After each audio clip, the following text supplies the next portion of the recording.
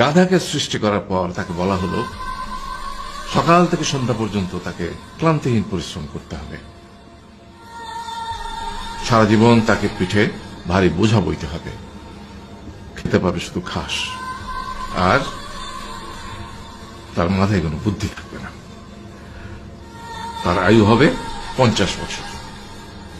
গাধা করজোড়ে সৃষ্টিকর্তাকে বলল, আমি এত বছর বাঁচতে চাই না, আমাকে 20 বছর আয়ু দেওয়া হোক। সৃষ্টিকর্তা সেটাই মঞ্জুর করলেন। কুকুরকে যখন সৃষ্টি করা হলো তখন তাকে বলা হলো যে সে হবে মানুষের সবচেয়ে বড় বন্ধু, কিন্তু সে খাবে মানুষের উচ্ছিষ্ট, এবং তার আয়ু হবে 30 বছর। কুকুর সৃষ্টিকর্তাকে বলল, আমি এত বছর বাঁচতে চাই না, আমাকে 15 বছর আয়ু দেওয়া হোক। সেটাই মঞ্জুর করা হলো।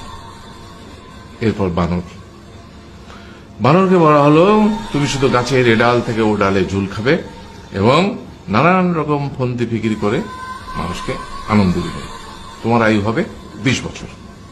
মানুষ বলল, আমি 20 বছর বাঁচতে চাই না, আমাকে 10 বছর দেওয়া হোক। সেটাই মঞ্জুর করা হলো। এবার এলো পুরুষ মানুষের পালা।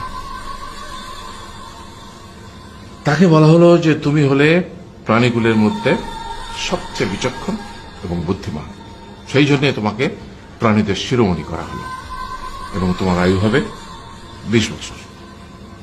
তখন পুরুষ মানুষ বলল, করজোড়ে বলল সৃষ্টিকর্তাকে যে 20 বছর আয়ু অত্যন্ত কম, হে প্রভু, আমাকে ওই গাধার সে যে 30 বছর আয়ু চায়নি সেটা আমাকে দেয়া হোক, ওই যে কুকুর 15 বছর ফিরিয়ে দিয়েছিল সেটাও আমাকে দেয়া হোক, আর যে বানর 10 বছর নেয়নি সেটাও আমাকে দেয়া হোক। 20 বছর অত্যন্ত কম, আমি দীর্ঘদিন বাঁচতে চাই। সৃষ্টিকর্তা সেটাও মঞ্জুর করলেন। তারপর কি হলো? সেই থেকে ছেলেরা পুরুষ মানুষ হিসেবে বাঁচে 20 বছর, তারপরের 30 বছর সংসারের বোঝা পিঠে করে বয়ে বেড়ায়, সেটা কার মতো? গাধার মতো। তারপরের 15 বছর সে তার ছেলে মেয়েরা যা দেয় সেই রকম ঠিক কুকুরের মতো উচ্ছিষ্ট খেয়ে বাঁচে।